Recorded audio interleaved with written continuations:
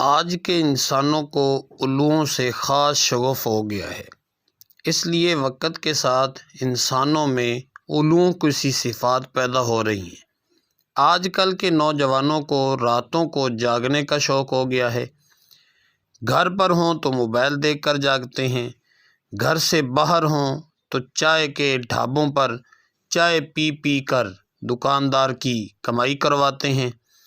کوئی ان سے پوچھے بیٹا رات میں کب سوتے ہو؟ وہ معصومیت سے پوچھتا ہے کیا رات کو سوتے ہیں؟ اب ان کو کوئی بتائے کہ انسان تو رات میں سوتے ہیں، ہاں الو دن میں سوتے اور رات میں جاگتے ہیں۔ جب دیکھو تو سب کے ہاتھوں میں موبائل ہوتے ہیں اور ایک دوسرے سے غافل ہوتے ہیں۔ انسان سماجی جانور ہے اور الوؤں کو ویرانی اور سناٹوں میں رہنا پسند ہے۔ اب ساتھ ہوتے ہوئے بھی اکیلا پن ہے۔ الو بیچارہ معصوم سا پرندہ ہے، ویرانوں میں رہتا ہے، اذیت نہیں پہنچاتا۔ اس کو منحوس پرندہ کہہ ڈالا۔ اب الو منحوس ہے یا نہیں؟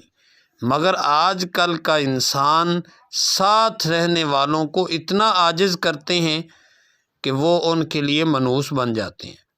الو کے بارے میں انسان نے مشہور کر رکھا ہے کہ اس کے خون سے لکھا جادو منتر اثر کرتا ہے۔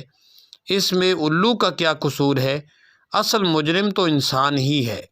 اس لیے ایسے انسانوں سے بچنا چاہیے۔ الو بیچارے تو ویرانوں میں رہتے ہیں۔